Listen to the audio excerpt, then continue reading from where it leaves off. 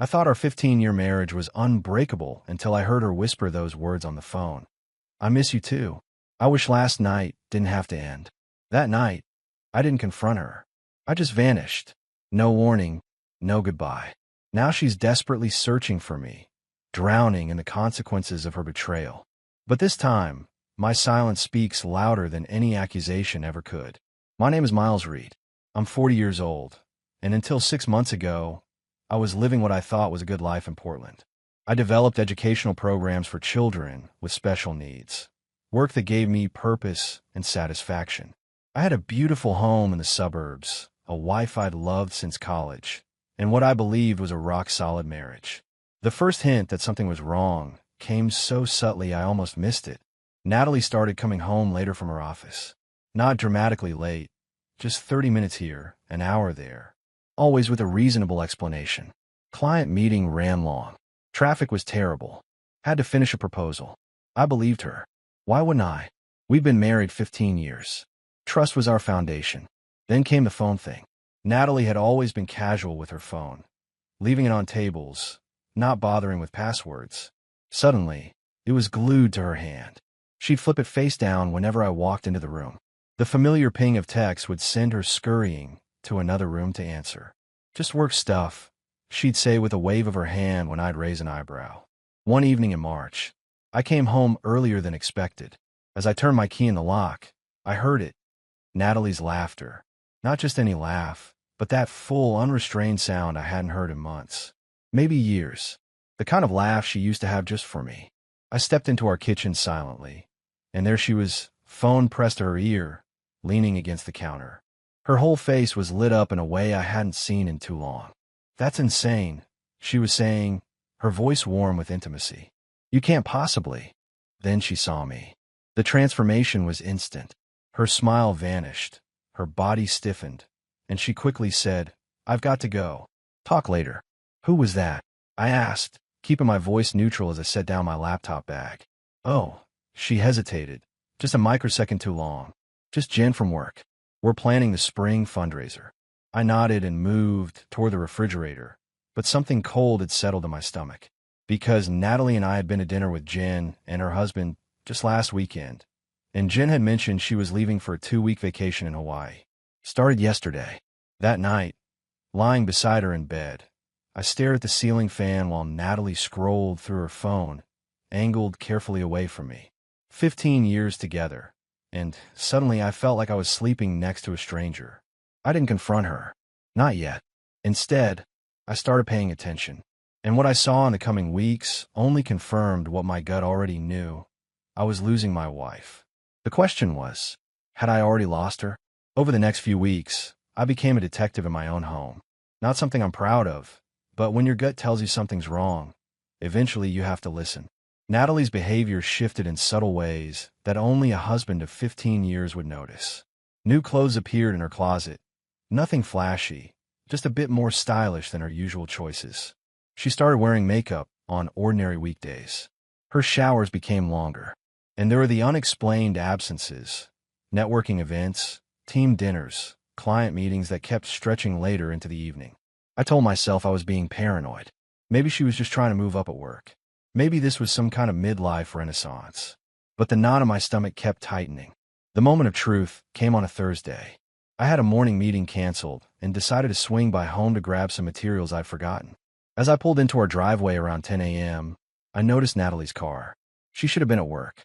I entered quietly, hearing her voice coming from our bedroom upstairs. She was on the phone, speaking in that soft, intimate tone I used to know so well. "I miss you too," she was saying, her voice barely above a whisper. "I know. I wish yesterday didn't have to end either." I froze in the hallway, my heart pounding in my ears. "It's getting harder to make excuses," she continued. "He's starting to ask questions. No, I don't think he suspects anything specific, but..." I backed away silently, returned to my car, and sat there, hands gripping the steering wheel until my knuckles turned white. The evidence I'd been dreading was now irrefutable. My wife was having an affair. That night, I watched her prepare dinner, chatting about her day as if nothing was wrong. She mentioned a budget meeting, client calls, a complete fabrication of a day I now knew she hadn't spent at work. The ease with which she lied stunned me. How long had this been going on?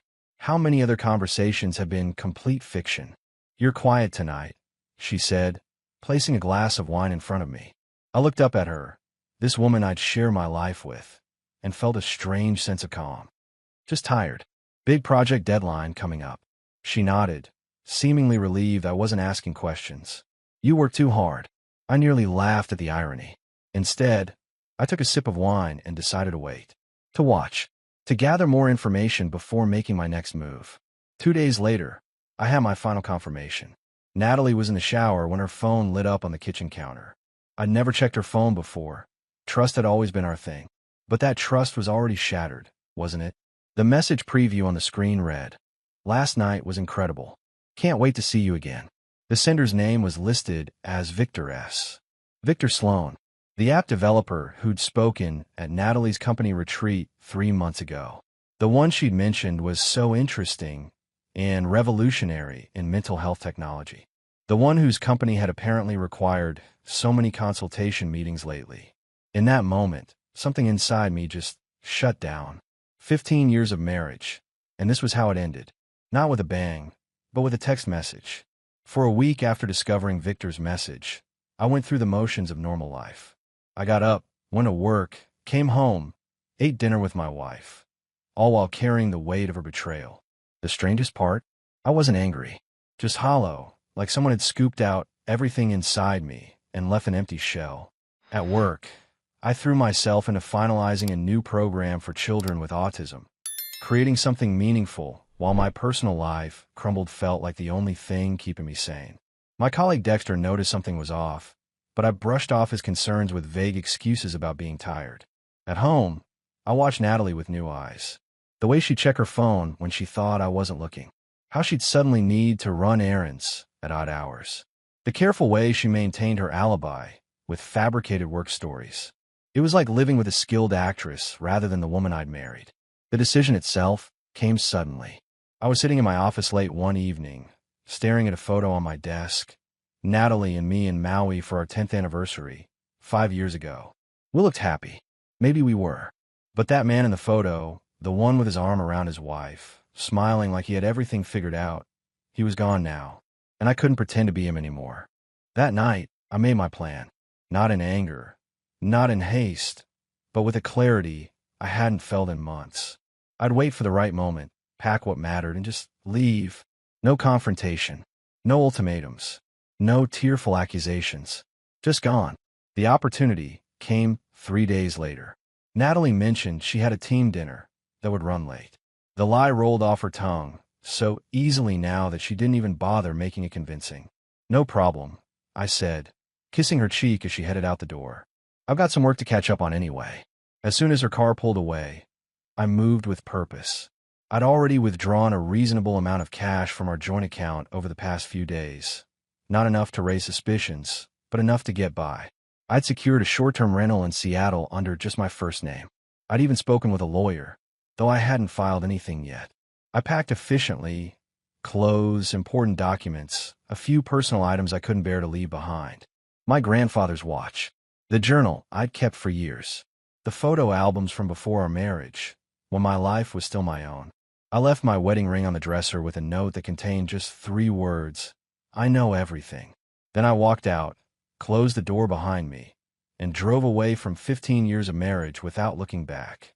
In the rearview mirror, our house grew smaller until it disappeared entirely. Ahead lay uncertainty, but also something I hadn't felt in too long: freedom. I drove north from Portland with no music, no podcasts, just the sound of rain on the windshield and my own thoughts for company. Every mile put more distance between me and the life I'd abandoned, yet I felt no urge to turn back. That surprised me. 15 years of marriage, ended by my choice, and all I felt was a profound sense of relief. I checked into a nondescript hotel outside Seattle using cash, and my first name only. The room was basic but clean, a temporary way station while I figured out my next move. I powered off my phone, knowing it would already be blowing up with notifications. That first night alone was strange. The silence felt both deafening and liberating. I lay on the hotel bed, staring at the ceiling, waiting for the grief or rage to hit. Instead, I slept better than I had in months. Morning brought clarity. I turned on my phone long enough to send 2 emails. One to my boss requesting an immediate leave of absence for personal reasons, and another to Dexter, asking him to take over my current projects. Then I turned it off again before checking any messages for Natalie. I wasn't ready to read her excuses or accusations. Not yet. After breakfast, I drove to a small cafe with free Wi-Fi and set up my laptop. I needed to make arrangements for a more permanent place to stay. 3 hours and several cups of coffee later, I'd secured a month-to-month rental in a quiet neighborhood in Bellevue and transferred money into my new private account. It wasn't until my 3rd day away that I finally checked my messages. The progression was exactly what I'd expected. First confusion. Where are you? What's going on? Then anger. Is this some kind of joke? You can't just disappear like this. Followed by panic. Miles, please, just tell me you're okay. I'm worried sick. And finally, the beginning of understanding. I found your ring. Please talk to me. Whatever you think you know, we can work through this. 37 missed calls. 23 text messages. 9 voicemails. Each one more desperate than the last. I'd left in silence.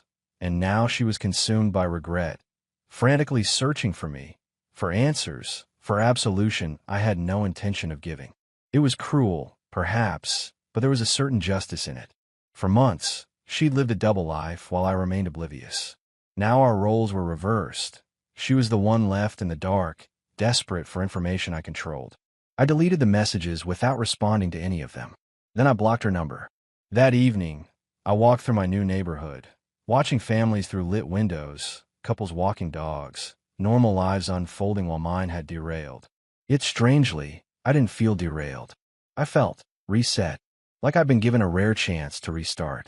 As the sun set over the Seattle skyline in the distance, I made a promise to myself. This wouldn't break me.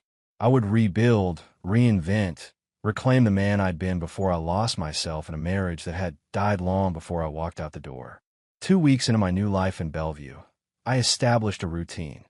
Morning runs along Lake Washington, remote work from my Portland office, and evenings spent rediscovering hobbies I'd abandoned years ago. I'd started playing guitar again, something I hadn't done since before meeting Natalie. My boss had been surprisingly understanding about my sudden relocation. Family emergency. I'd explained vaguely during our video call. I need to be in Seattle for a while. She nodded, concerned but practical. Your work has always been exceptional, Miles. As long as the programs stay on track, I don't care where you're located. I found a small office space to rent by the month. A converted Victorian house where various professionals shared common areas but had private rooms for work. The change of scenery sparked new ideas for my educational programs. Sometimes a different perspective was all you needed. On my 3rd Saturday in Bellevue, I ventured into a small bookstore that specialized in educational resources. I was browsing through a section on progressive teaching methods when a voice interrupted my thoughts. That's an excellent book, but if you're interested in sensory processing techniques, there's a better one over here. I turned to find a woman pointing to a different shelf. Autumn Parks, according to her name tag, was apparently the store's owner. She had intelligent eyes and a no-nonsense manner that immediately put me at ease. Thanks, I said, following her recommendation. I'm developing programs for children with special needs. Really, her interest seemed genuine. I taught special education for 12 years before opening this place. What's your focus? What started as a professional conversation over coffee in her shop's reading nook turned into dinner at a nearby restaurant. I found myself talking more than I had in months. About work, ideas, books. Not about Natalie or my marriage or why I'd suddenly relocated to Seattle. Autumn didn't pry. It wasn't a date. Just 2 education professionals connecting. But walking back to my apartment afterward, I realized something. For the entire evening, I hadn't once thought about what I'd left behind. I'd been completely present, engaged in meaningful conversation that had nothing to do with deception or betrayal. That night, I received an email from Dexter. The subject line made my stomach drop. You should know. Natalie's been calling everyone, he wrote. She came to the office yesterday looking for you. Seemed pretty desperate. Wouldn't say what happened, just that she needs to talk to you urgently. I didn't tell her anything, but thought you should know she's actively searching. Take care, man. I closed my laptop without responding. Let her search. Let her wonder. Let her feel a fraction of the disorientation I'd felt discovering her betrayal. For the first time in my adult life, I was building something that was entirely mine, a life uncomplicated by lies. I wasn't about to let her pull me back into the wreckage of what we'd once had. 1 month into my new life, I felt myself healing. I'd settled into a productive routine in Bellevue. My work was thriving with fresh perspective, and I'd even started meeting people. Nothing romantic, just connections that reminded me I could exist independently from the identity of Natalie's husband. Then came the phone call that shattered my carefully constructed calm. "Miles, it's Dexter.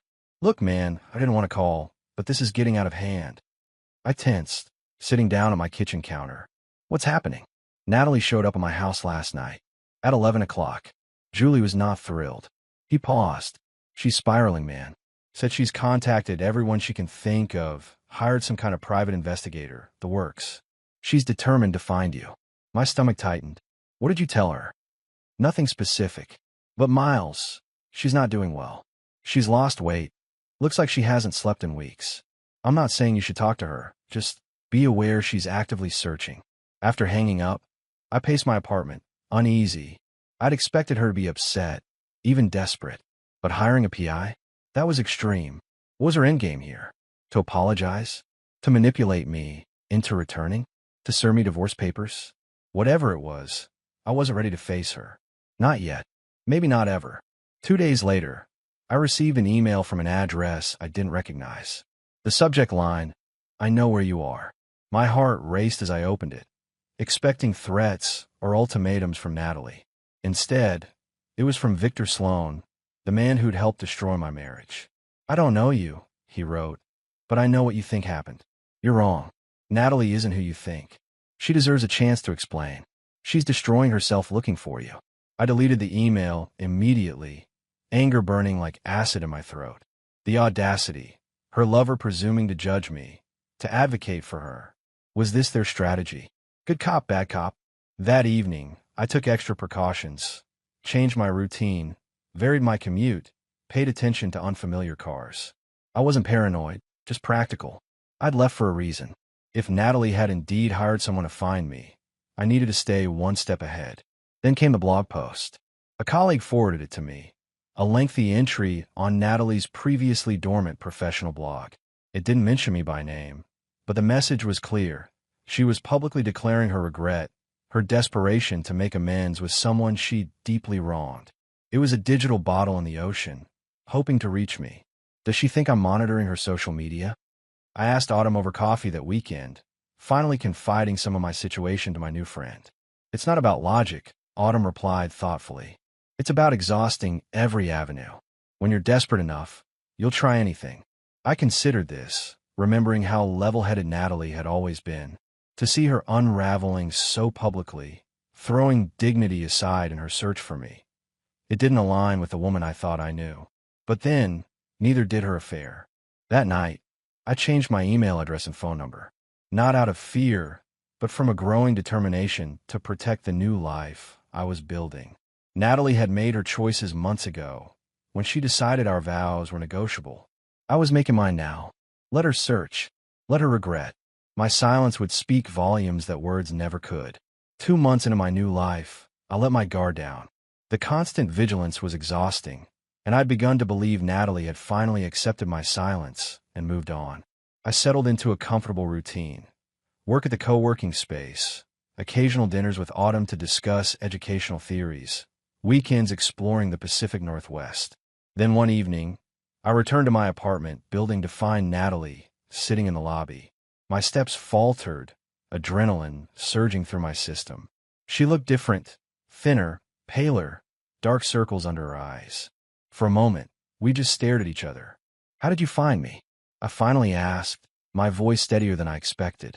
She stood, hands twisting together. "It doesn't matter. Miles, please, we need to talk." "No," I said simply. "We don't." I moved toward the elevator, but she stepped in my path. 5 minutes. That's all I'm asking for. 5 minutes after 15 years. Part of me wanted to walk away, to maintain the silence that had become my most effective weapon. But another part recognized that this confrontation was inevitable. Better here, in the public lobby, than having her continue to chase me. 5 minutes. I agreed, gesturing to a small seating area away from the entrance. That's it. We sat, maintaining careful distance between us. Up close, I could see just how much toll the past months had taken on her. The woman across from me barely resembled the confident, vibrant Natalie I'd married. "What you think happened with Victor?" she began. I cut her off. "Don't. I know exactly what happened. I saw the messages. I heard the calls. It wasn't what it looked like," she insisted, leaning forward. "It was a mistake, yes, but not what you think. It never got physical. It was just a tension when I felt invisible in our marriage. I ended it the day you left. It meant nothing." I laughed, a short, harsh sound. "And that's supposed to make it better? That you risked our entire marriage for nothing?" Her eyes filled with tears. "I've been going crazy trying to find you. I've seen a therapist, trying to understand why I did something so stupid. I miss you. Our home feels empty without you." "It's not our home anymore," I said quietly. "It's yours. Just like the lies were yours. The choices were yours. And now the consequences are yours too. Miles, please." She reached for my hand, but I pulled back. "Can we try again? Go to counseling? I'll do anything." I stood, feeling strangely calm. "Your 5 minutes are up. Don't come here again. Any communication can go through the lawyers." As I walked to the elevator, she called after me, her voice breaking. "I still love you." I paused, looking back at the woman who'd once been my entire world. "You don't destroy people you love, Natalie. You just don't." The elevator doors closed on her stricken face, and I exhaled slowly, surprised by the absence of pain. I'd expected this confrontation to break me open again, to undo the healing of the past months. Instead, I felt only certainty that I was on the right path, away from her, forward into a life uncomplicated by betrayal. A week after Natalie appeared in my apartment, I found a letter in my mailbox. No return address, but I recognized her handwriting immediately. I almost threw it away unopened, but something stopped me. Perhaps it was the finality of it, a physical manifestation of what we'd become to each other, strangers communicating through paper rather than the intimacy we'd once shared. I brought it inside, but didn't open it right away. Instead, I made dinner, answered emails, called my mother, normal life tasks that reminded me I was still moving forward. Only after darkness fell did I finally tear open the envelope. "Miles," she began, "I know you don't want to hear from me, and after our meeting, I understand why. But there are things I need to say, even if you never respond." I settled into my armchair, steeling myself for manipulation, for emotional warfare. Instead, what followed surprised me. I won't make excuses for what I did. It was selfish, destructive, and unforgivable. I betrayed not just our vows, but the foundation of respect we built over 15 years. You deserve better. You still do. The affair with Victor was never physical, but that doesn't matter. The emotional betrayal was real. I lied to you repeatedly, created elaborate deceptions, and violated your trust in the worst way possible. There's no justification for that. Her honesty was disarming. For the first time since discovering her messages, I felt something crack in the wall I'd built around my emotions. I've been in therapy, trying to understand why I risked everything for something so empty. The answers aren't simple, but they're also not your burden. I just want you to know I'm facing what I did, not running from it. You were right to leave, right to protect yourself with silence. The pain of searching for you, of living with the uncertainty of where you were or if you were okay, it's been excruciating, but it's nothing compared to what you must have felt discovering my betrayal. I set the letter down, surprised to find my hands shaking slightly. This wasn't the desperate pleading I'd expected, nor the blame shifting I'd feared. This was accountability. I'm not asking for reconciliation. I don't have that right. I've filed divorce papers and included a settlement offer that gives you more than half of everything. It's waiting with my lawyer whenever you're ready. What I am asking is that someday, when the pain isn't so raw, you might find it in your heart to believe one thing, that despite my inexcusable actions, I did love you. I still do. I just forgot how to show it, how to honor it, how to be worthy of the man you are. Be happy, Miles. You deserve that more than anyone I've known. With regret and respect, Natalie. I folded the letter carefully and returned it to its envelope. A complex emotion I couldn't immediately name washed over me. Not forgiveness, not yet, but perhaps the distant cousin of understanding. The letter offered no excuses, sought no reconciliation, just expressed a regret that finally rang true. That night, I wrote a brief email to my lawyer, instructing him to proceed with the divorce and to review Natalie's settlement offer. It wasn't absolution, but it was closure, the final acknowledgement that what had once been was now officially ending. As I lay in bed, I realized the emotion I'd felt reading her letter wasn't just understanding. It was freedom. The final release from wondering if I'd been too harsh, too abrupt in my departure. Her words had confirmed what my instincts had told me all along. Walking away had been the right choice, the necessary choice, the only choice that preserved my dignity and self-respect. Tomorrow would bring new challenges, new opportunities, new beginnings unburdened by old betrayals. For the first time since leaving Portland, I felt truly ready to embrace them. 6 months after walking away from my marriage, I signed the final divorce papers in my lawyer's Seattle office. There was no ceremony to the moment, no dramatic flourish, just a quiet scratch of pen on paper, closing one chapter of my life and confirming the beginning of another. "Congratulations," my lawyer said, shaking my hand. "The settlement is exceptionally favorable." She didn't contest anything. I nodded, feeling a strange mix of emotions. Not regret. I made peace with my decision long ago, but a quiet acknowledgement of what once was and would never be again.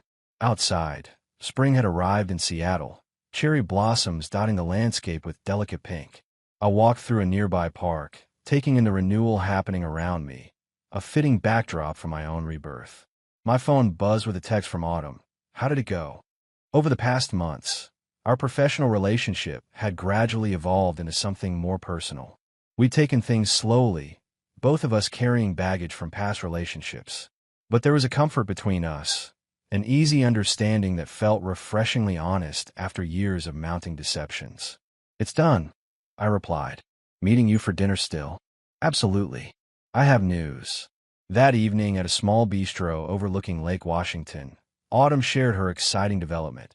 A grant to develop specialized educational materials for children with sensory processing disorders, something we discussed extensively during our professional conversations.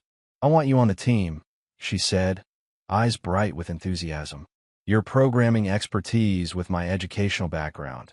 We could create something revolutionary." As she outlined her vision, I felt genuine excitement spark within me, not just for the project, but for the future stretching before us. Autumn had never demanded explanations about my past. She'd simply accepted my gradual revelations with compassion and without judgment. "What do you think?" she asked, finishing her proposal. I looked at her. Intelligent, passionate, straightforward. Everything about our connection had been built on honesty from the start. "I think it's brilliant," I said. "Count me in." Later, walking along the waterfront under a canopy of stars, Autumn slipped her hand into mine. It was a small gesture, but significant, the first time we'd crossed that physical boundary.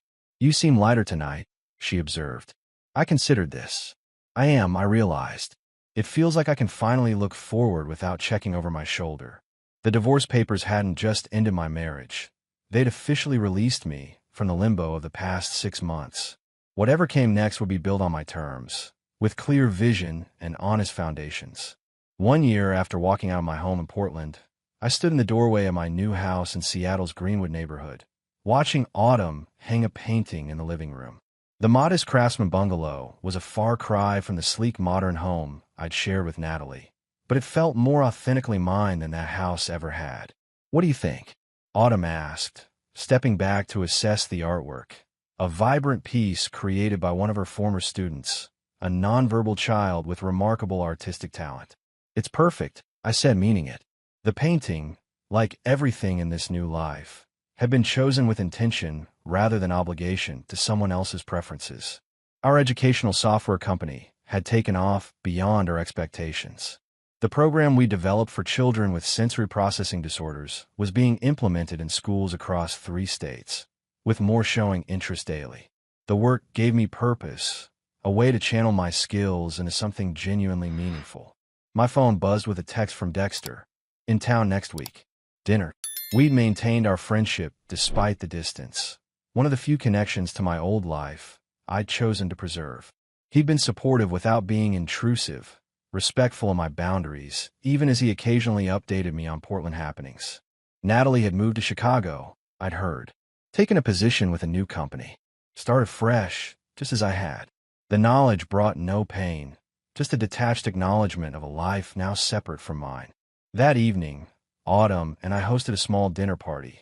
Colleagues from work, neighbors, new friends who knew nothing of my past beyond what I'd chosen to share. As conversation and laughter filled the house, I caught Autumn's eye across the room. She smiled, a private communication between us, and I felt that now familiar warmth spread through my chest. We weren't living together yet, though she stayed over often. We were building something careful and deliberate, mindful of the lessons from our pasts. There was no rush, no desperate need to cement what was growing naturally between us. Later, after our guests had departed, we sat on the porch swing, watching fireflies dance in the summer darkness. "Happy?" she asked simply. I considered the question seriously. "Yes," I finally said. Not in the way I once defined happiness, but in a deeper way, more authentic. She nodded, understanding as she always did. "That's the only kind that lasts." I thought about the man I'd been a year ago, shell-shocked, betrayed, uncertain of the future. Walking away had been the hardest decision I'd ever made, but also the most necessary. That silent departure had forced me to rebuild from the foundation up, to examine what I truly wanted rather than what I'd settled for. In the quiet darkness of my new home, with a woman who had earned my trust rather than demanding it, I realized something profound. Sometimes the bravest thing a man can do isn't to stay and fight. It's to recognize when walking away is the only path to preserving his integrity. And in that walking away, I had finally found my way home.